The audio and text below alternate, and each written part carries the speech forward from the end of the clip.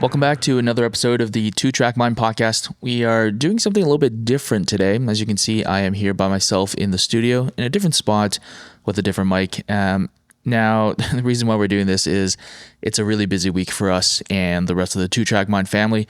Usually you're used to seeing two Jasons here talking to you on a Monday, but today it's just me. And the reason is we are all going racing this weekend for the very first race weekend of 2025. And if you've been with us for a while, you know that we do a series called Lucky Dog Racing Canada, which is an endurance series, right? It's 8 hours of racing every single day for a weekend. This Friday, we are going to be at Shannoville Motorsports Park through the weekend. And for the Friday race, it's actually going to be 4 hours of practice, 4 hours sprint race, 1 hour stint, and Saturday, 8 hours, Sunday, 8 hours to kick off the season. And what's great about doing Lucky Dog, or I should call it Enduro Elite, which is what it's now known as, is that it's open to spectators. And Shannoville is just one of those tracks where you should definitely just swing by because 80% of the track is visible from the main grandstands. And that's a little bit unique compared to other tracks, mostly because this track has no elevation. But for a flat track, I do think that it's probably one of the best ones and still very entertaining for the driver. Now, before we get into today's show, I also want to mention that someone famous was in the studio earlier. Not this week, actually, it was last week, toward the end of last week, before the Easter long weekend.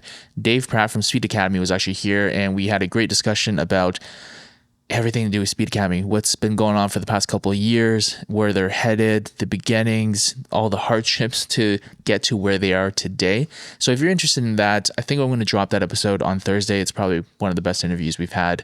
I mean, you be the judge. Just show up and have a listen. On to today's show. So in driver's meeting, what are we going to talk about?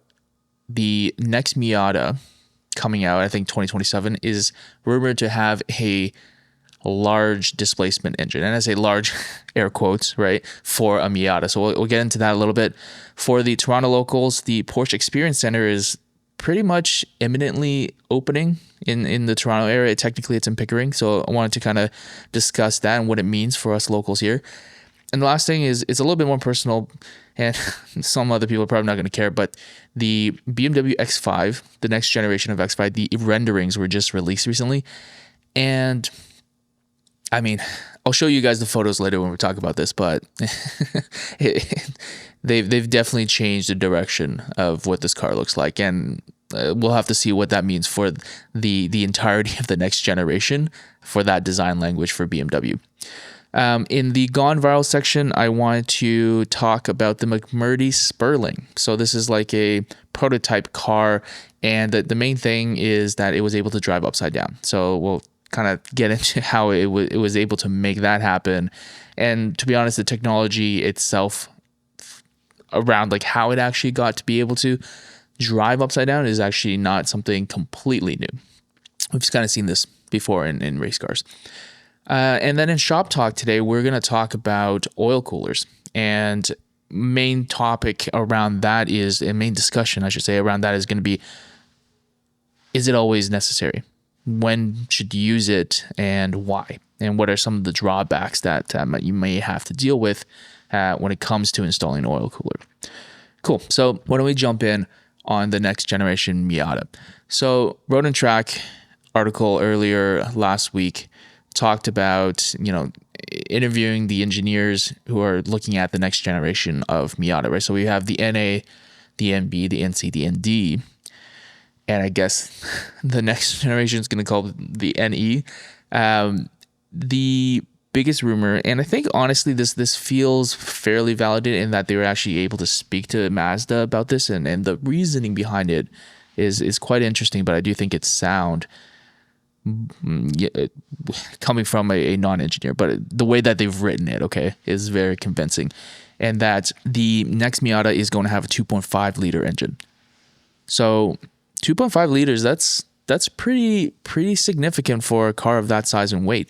Immediately what comes to mind is like, oh, the BRZ has a 2.4, right? We all complain about the first generation 86 being a little bit underpowered, the 2 liter 2.0. And they came with the 2.4, which I think is a perfect match for that size and weight of car, and you don't really feel like you really need that much more power to have fun with the car, right? To have fun with the car. And the Miata, the engineers always said, oh, it's well matched. The 1.8 liter, it's well matched to the car, and 155 horsepower or something like that. That's all it really needs. And I think largely I would agree with that. But when you take it to the track, you're gonna be dusting cars with drivers who are not experienced. But once you start, pacing with drivers who have any bit of experience, it's gonna be tough to keep up in the straights. Right? We always had a joke at SPDA or one of the organizers, Joe, would always joke that if you see a Miata in your rearview mirrors, you gotta let them go, but you gotta lift at the exit of the corner and let them pass, because otherwise there's no chance they're gonna be able to blast it past you on a short straight, especially at DDT, which is where SPDA runs. And so why this 2.5 liter? So the engineers mentioned that this actually has to do with fuel economy and keeping to regulations. Now, doesn't that seem a little bit backwards? Why have a larger displacement if the goal is to make the car more efficient? And the main reason is because they're going after what is known as Lambda 1 tuning, right? Lambda colon 1. And man, somebody is like honking like crazy outside. I don't know what's going on. Anyway, what this means is they're going after a very specific air-fuel ratio, 14.7 to 1. 14.7 air to 1 fuel. And that's probably something that if you're into tuner cars, you've probably heard about that. And that's what most cars will probably target at idle. And as you start ramping up the RPMs, especially in a race application or a track application, you're probably going to get richer and richer. And there's some benefits to that, right? So the number is going to go lower. The first number is going to go lower. At wide open throttle, maybe you're closer to like 12 to 1 or even 11 to 1. And adding that fuel helps. The first way is that it cools the engine, adding more fuel. And in most cases, you're going to want to err on the side of being leaner than you want to be on the side. Sorry, complete back. You want to err on the side of being richer than being leaner at a higher RPMs, because being lean can lead to pre-detonation, right? You detonate instead of combusting, right? It's not as controlled, and it happens potentially even outside of the cylinder. Now, what the Mazda engineers are basically saying is, look, if we want to hit 14.7 for more of the rev range, as much as they can actually achieve that by going to a larger displacement engine. And the way that is rationalized is the larger the displacement, the less volatility there is in big swings in that air-fuel ratio mixture. The second reason they state that they want to go to this is that not only is it going to be less volatile, it's also going to be a lot easier to measure. So, with modern cars, there's a lot of electronics that are used to help meter. And of course, we have, I guess, a wideband sensor is what a lot of people are mostly used to, that is used to kind of measure the exhaust coming out of the engine, right? And even the stock engine's wideband, or not even wideband, I guess stock engine's sensor is not wide enough for tuners to use. And this is basically the engineers in Mazda are saying, yeah, if we have more displacement, there's less volatility and it should be easier to measure. And those things are kind of related, right? So what really piqued my interest about this is these cars have always had low displacement. Now they're getting larger displacement.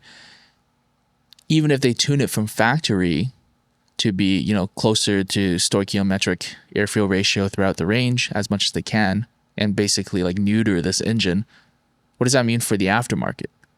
Will it behave like a typical 2.5 liter where then, a tuner afterward can really increase the performance of the vehicle, change the air-fuel tables so that it's running a little bit richer, and now all of a sudden you have something that has potentially even more power because there's more displacement than a second gen 86, in a Miata body.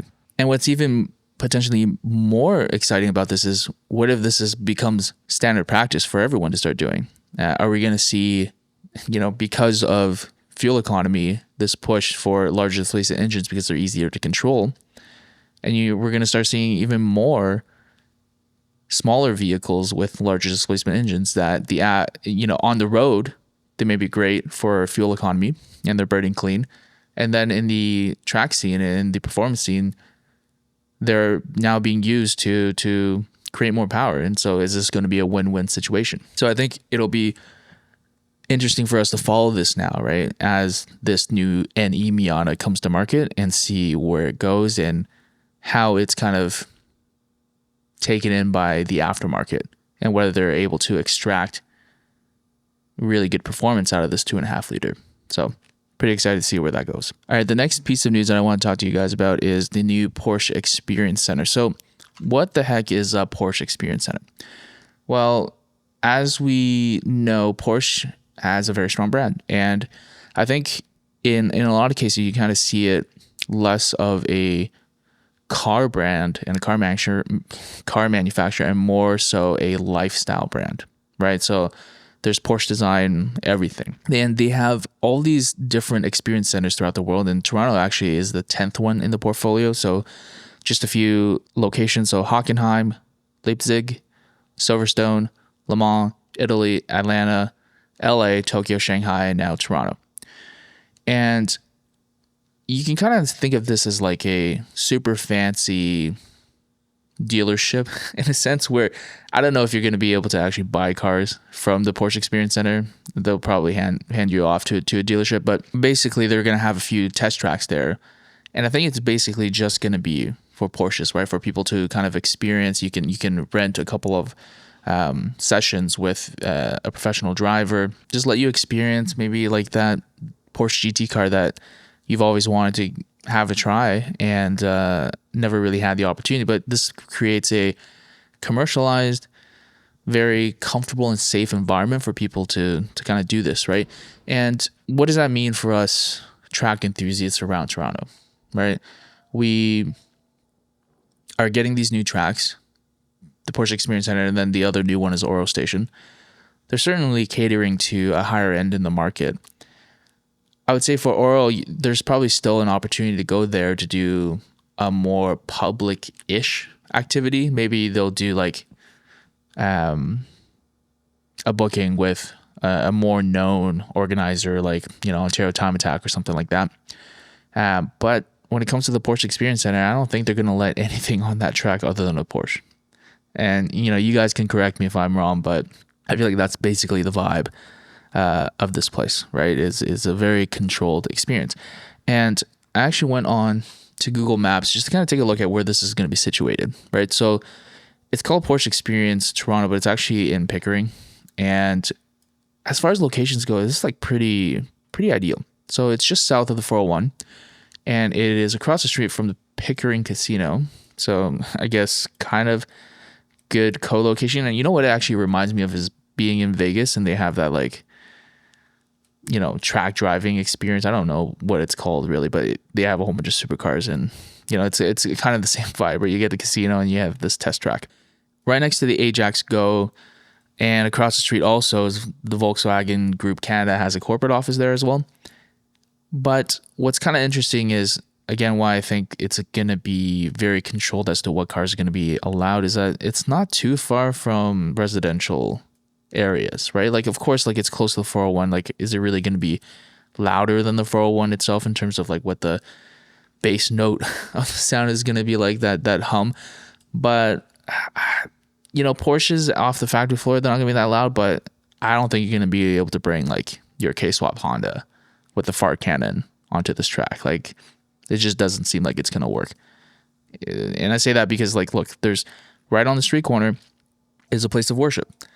And I'm sure they're not going to appreciate fart cannons just blasting down the front straight at all times of day. So my guess is it's going to be like 9 to 5 hours and just factory cars only. But you look at the design of the track, it's kind of got like an L shape to it. So a lot of kind of like chicanes, I would say, and a few 90 degrees. There's 2 hairpins.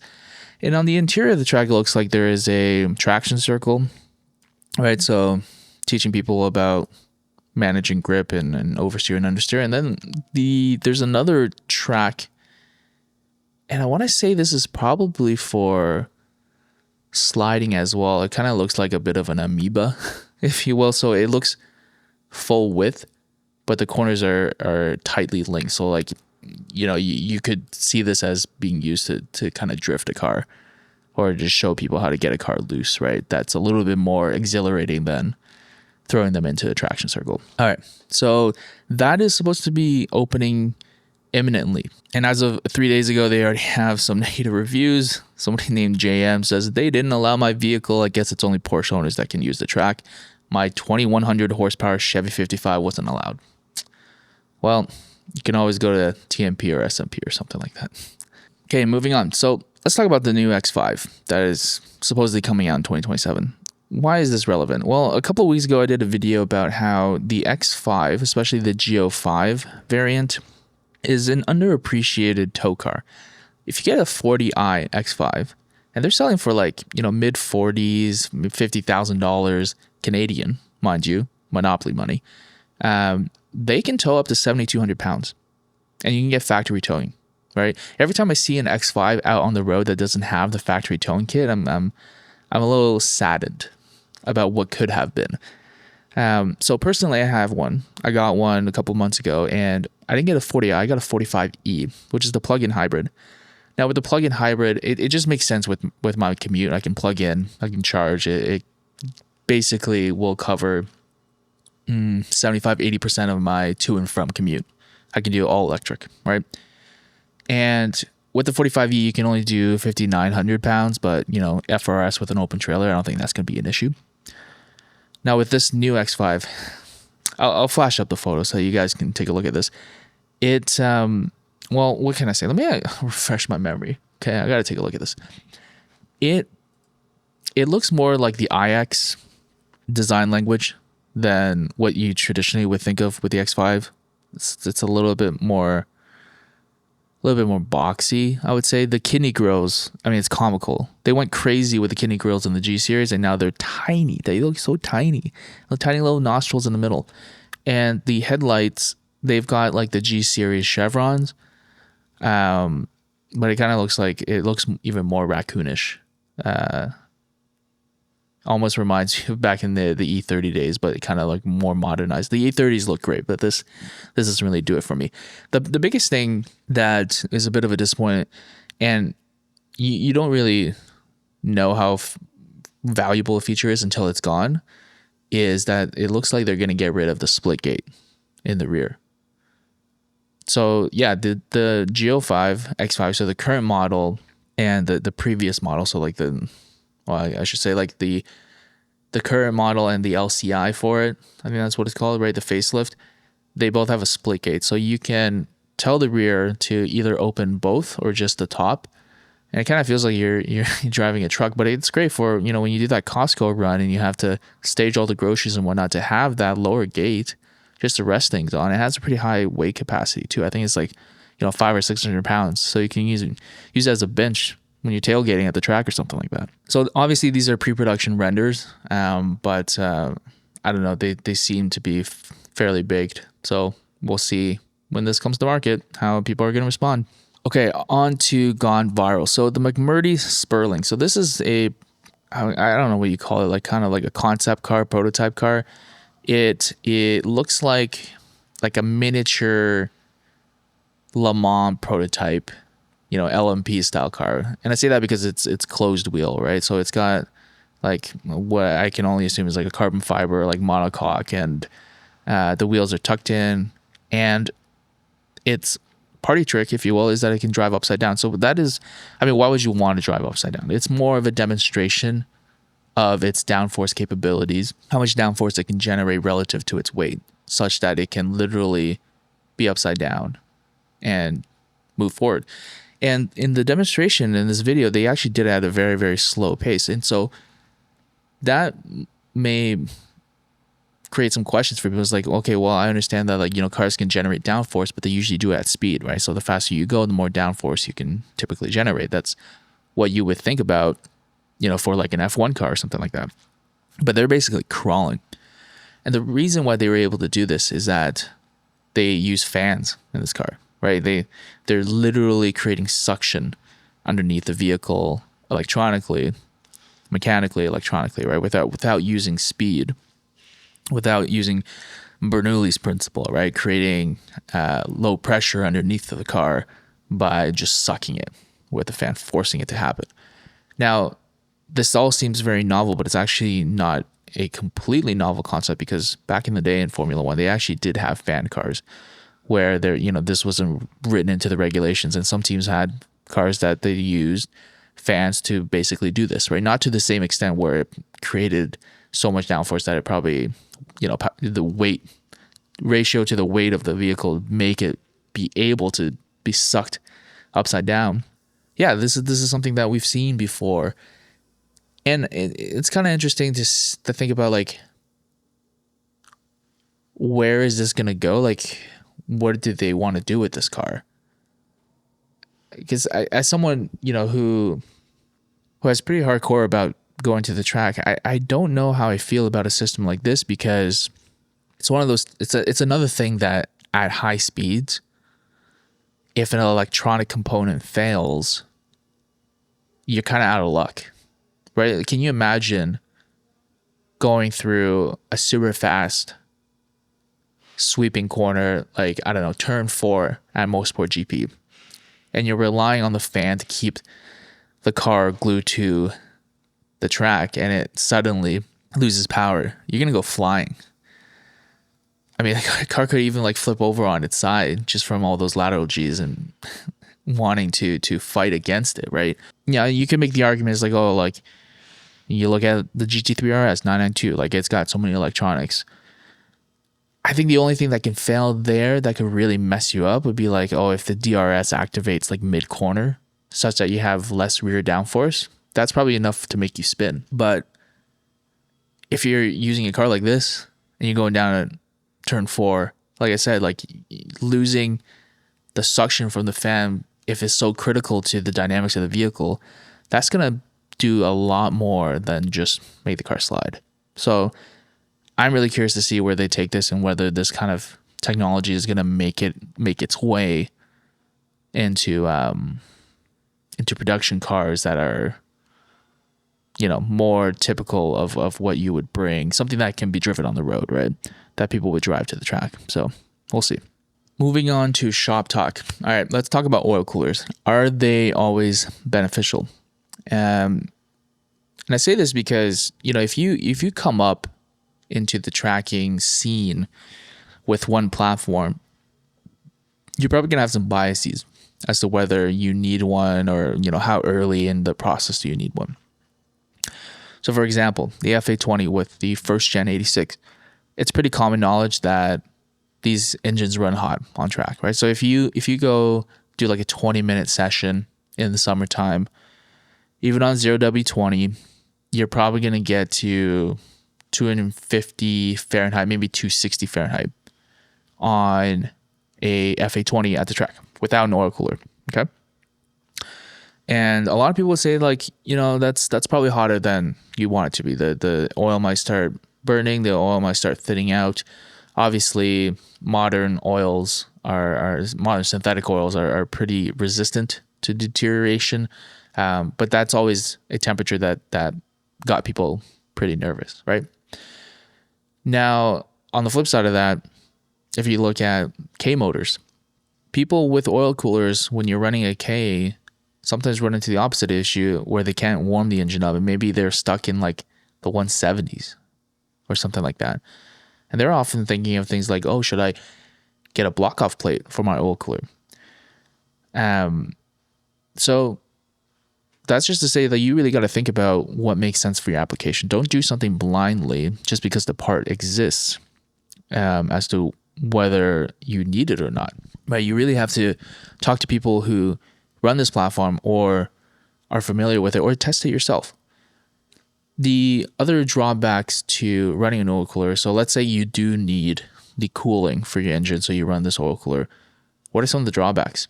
Obviously, there's a cost to getting the oil cooler, and honestly, like these kits are pretty expensive for something that, like, you know, if you're mechanically inclined, you could probably piece together your own kits, because a lot of times they're just off the shelf parts, right? It's like you can get like a set rab core, some AN fittings, and some lines, right? You can even get like press fit ones. Like obviously, there's going to be some controversy around press fit fittings and whether they'll inject themselves over time. I've run them before and never really had that much of an issue, but you know, you gotta try it yourself or ask some professionals. There's the cost element, but there's also the hidden element, or somewhat hidden element, that people don't really think about around oil pressure.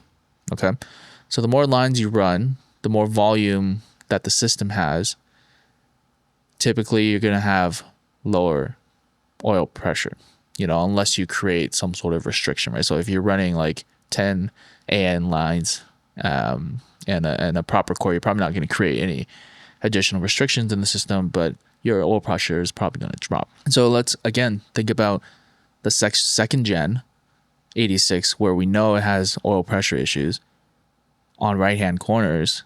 If you're running an oil cooler, it's probably not enough to make that much of a material difference. I would say like probably the benefits outweigh the cons here, but it is something that you need to recognize, is that, yeah, your oil pressure is going to be a little bit lower when you run this additional lines and that additional core, right? So again, I just go back to the original point at the top of this, which is you got to test it out. Not everything is, you can do anything you want to your car now, but not everything is going to be as useful as you think it is. All right. Okay. So the last section of today's pod that I want to go through, and this is going to be kind of like a special edition thing because this weekend is going to be the first race weekend for Enduro Elite.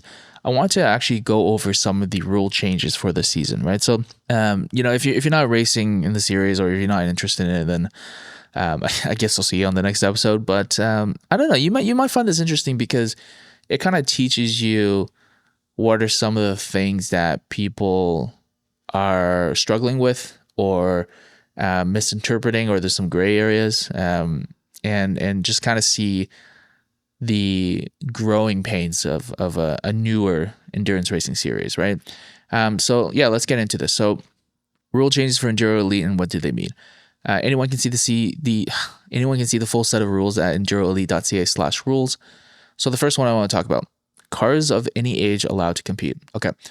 So traditionally in endurance racing, if you think about like Lemons, Champ Car, Chump Car, and Lucky Dog racing, they've typically had a rule around like, oh, no newer production vehicles or chassis that are newer than 10 years. And the reason behind this is pretty clear. It's to make sure that people are not spending that much on these cars, right? You're usually driving a clunker of some sort, or like, you know, something older like a EG Civic, which were super popular and super competitive back in the day, even now, right? E30s, stuff like that. Now, over the past couple of years, what's kind of changed is that those chassis that perform well at the track, you know, back from the cars that were produced like in the 90s and even early 2000s, those are harder to come by now. And it's not exactly making it cheaper for a team to run. So for example, like you could go and get, you know, obviously they're now within the 10-year range, but like a first gen 86 rolling chassis will only set you back a couple $1,000, low thousand, right? Compare that to like going to find like a clean EG or an EK or something like that. You're not that far off. You're really not that far off. And it's going to probably be easier to get cheap parts for the 86 now in the aftermarket, because the aftermarket for that is plentiful, compared to, let's say, an E30, right? Civics are not a good example because there's just crazy amount of parts for Civics. You're never going to have any issues finding those. But like an older BMW, yeah, that's going to be tougher compared to an FRS or a BRZ or something like that, right? Now, the other reason why I think this rule has changed is with the name change, Enduro Elite, I think it's kind of signaling that the series wants to be a little bit more polished, a little bit more professional, right? And what you want to think about with this is, if you want to get sponsors, you got to have pretty looking cars. If you want to get access to more prestigious tracks, then you want to look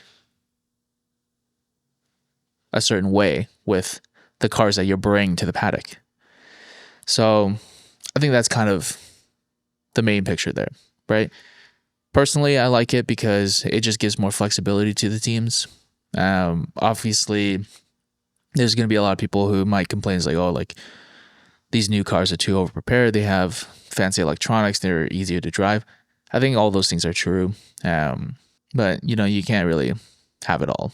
The breakout times are there to kind of police the overall performance package of the cars. So I think having more options for each team is typically better in my perspective. All right, the next rule that I want to kind of take a look at is no Lexan in place of window net or latch system. So I think this is basically like a rule that is specifically falling out from what MTech, the team that I raced for, did last year. We had, I think it was kind of like a gray area in interpreting the rules, but we had Lexan windows. Of course, they're a performance advantage. I don't think anybody would deny that. But the main issue is actually we had them, particularly on the driver's side, and because the Lexan windows were kind of like a restraint of sorts, like you can't put your hand out, because of the Lexan window. We didn't have a window net on that side. So midway through the season, MTech was asked to remove the Lexan or lower the Lexan, right, and then put up a driver restraining system on the driver's window side. And we did, and that was kind of the end of that. What is still kind of gray in terms of interpretation is whether you can run both. So we know that we can't use it in place of a window net, but what if you had a window net? Can you still have the Lexan? And I think to mitigate any risks around that misinterpretation, MTech is just going to run without the Lexan on the driver's side, and I think on the passenger side as well, just have the window nets. To be honest, I think it'll be a little bit more comfortable with the driver anyway, just to get a little bit more fresh air coming through the cockpit.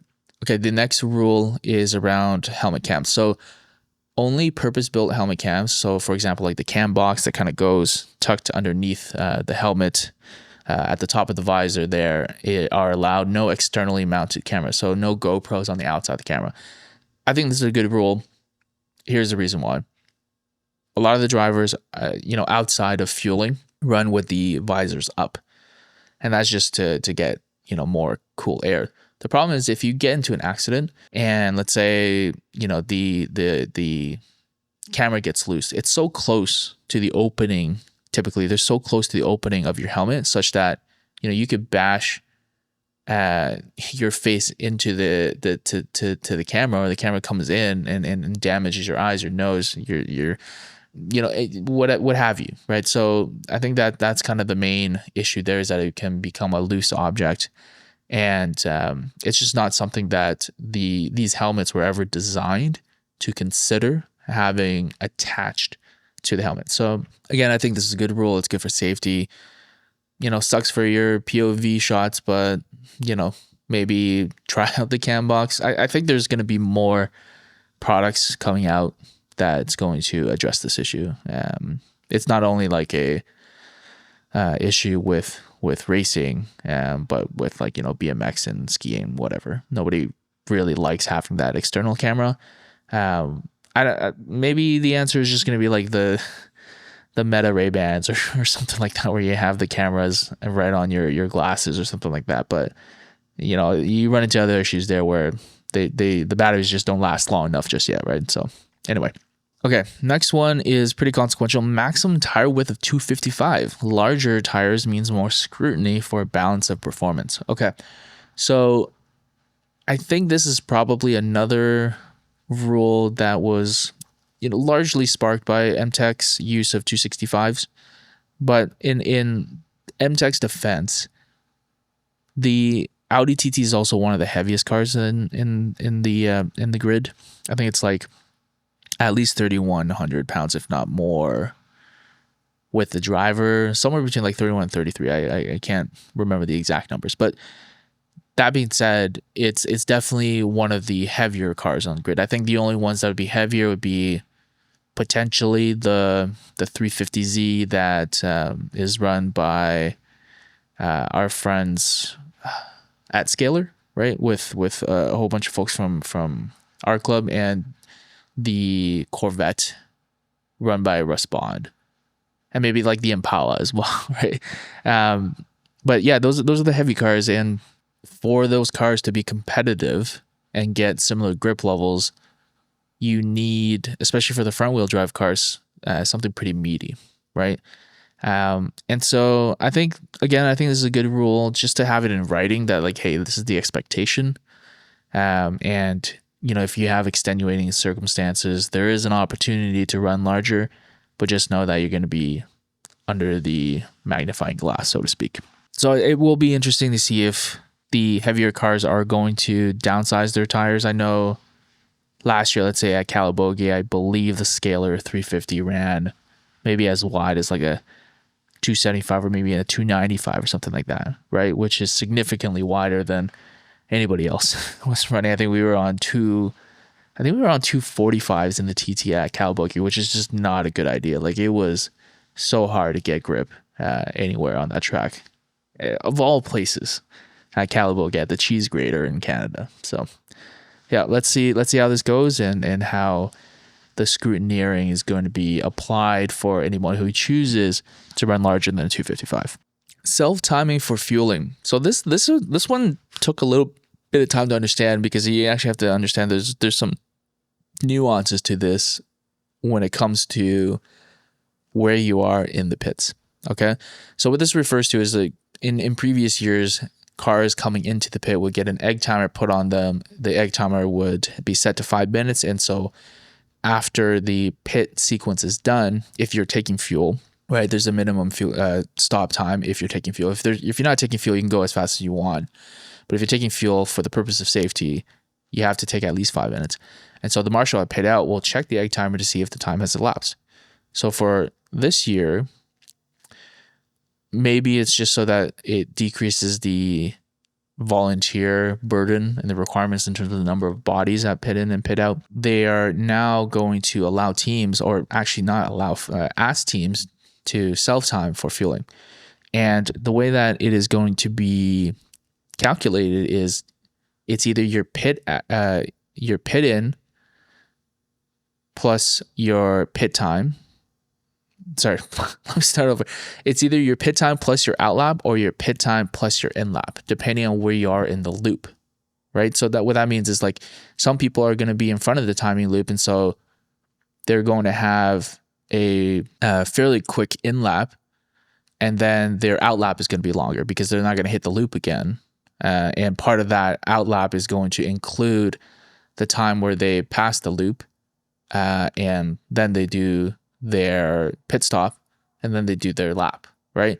Whereas some teams, if they're before, they're going to have a really long in lap because they never cross the start finish line after they came in while they're doing their pit stop. And so because it's the combination of two, there actually creates a little bit of a gray area in the window where you can actually do a faster pit, but then just have a really slow pit in. Or what's more advantageous is actually having a slower out lap. So let's say you only did a 4-minute pit. Okay, you kind of rush things a little bit, and you send your driver out a little bit early. Now, if you time that and you know that you went out early, you could ask the driver to not drive at full pace for that out lap so that you can perfectly time it to 7 minutes. And why would that be advantageous? Well, sometimes there's a traffic jam at pit out. Okay, you have to wait before you're let out if there's oncoming traffic on the front straight. Or maybe there's just more cars that are in front of you waiting to be let out as well. So that could be like, 20, 30, 40 seconds, maybe a minute. And so it might be advantageous for you to send your driver to pit out before your pit time has been a full 5 minutes, because then they can just bleed time on the outlap. Now, I say this But I think Chuck and his team have actually thought about this as a potential problem, because in the rules, they do say that they're going to be eyeing everyone in their in-laps and their out-laps for any funny business.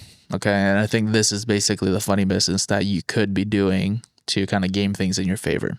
Upgrades between races. So I think conceptually this isn't anything new, but it's good to have it written down. So if you make any upgrades to your car between races, technically you should be getting your car teched again. Same thing that we do at the beginning of every season, right? Get your sticker, get the 2025 approved, and especially if it's like a safety element, right? So I don't think there's any controversies there. It's just kind of like a reminder that people should know that, hey, if you make a significant modification, let's say, for example, you install a fuel cell, right? Because everyone is running fuel cells now. If you want to be competitive for a full 2 hours, that's definitely something that you want a official set of eyes on to make sure that you guys have installed that correctly. Contact in the race means points get deleted. Okay, so this is kind of new and makes contact extremely consequential.